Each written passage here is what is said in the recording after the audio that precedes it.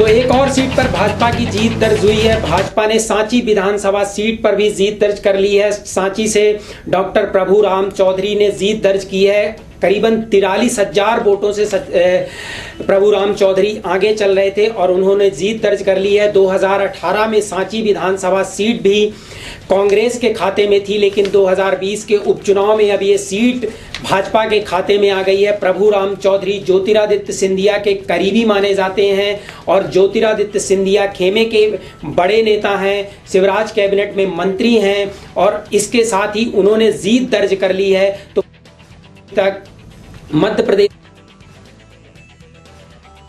सीटों पर बढ़त बनाई हुई है। भाजपा मानधाता, सुहासरा, बदनावर और सांची विधानसभा सीट पर जीत दर्ज कर चुकी है, जबकि कई सीटों पर कांटे की टक्कर चल रही है।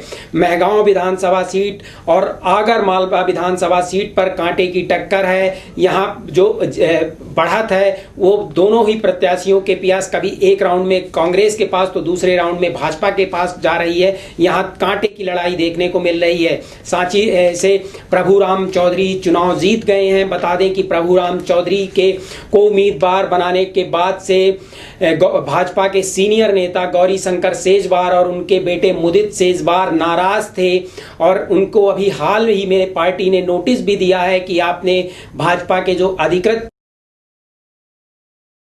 है उन्हें नोटिस दिया गया था। उसके बाद इन नेताओं के विरोध के बाद भी प्रभुराम चौधरी अपना चुनाव जीत गए हैं। ज्योतिरादित्य सिंधिया के खेमे के माने जाते हैं और ज्योतिरादित्य सिंधिया खेमे के दूसरे नेता जो हैं वो चुनाव जीत चुके हैं। मध्य प्रदेश के जो 12 मंत्री हैं उनमें से 3 मंत्री अब तक चुनाव जीत चुके हैं। अगर बात करें, हरदीप सिंह डंग चुनाव जीत गए हैं, राजवर्धन सिंह दातीगांव चुनाव जीत गए हैं और अब प्रभुराम चौधरी भी अपना चुनाव जीत गए हैं। तो एक एक कर जो रुझान थे वो नतीजों में बदल रहे हैं और जैसे कि शुरुआती रुझान भाजपा के पक्ष में आए थे वह नतीजे भी अब भाजपा के पक्ष में आ रहे हैं। तो भाजपा अभी तक 4 सीटों पर जीत दर्ज कर चुकी है और 16 सीटों पर लगातार बढ़त बनाए हुए है, जबकि एक सीट पर बसपा लड़ाई में दिखाई दे रही है, जबकि कांग्रेस दिमनी से आगे चल रही है। यहां से मंत्री गिरिराज दंडौतिया भी पीछे चल रहे हैं और भांडेर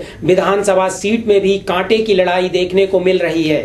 तो भाजपा अभी तक 4 सीटें जीत चुकी है और 16 सीटों पर आगे चल रही है।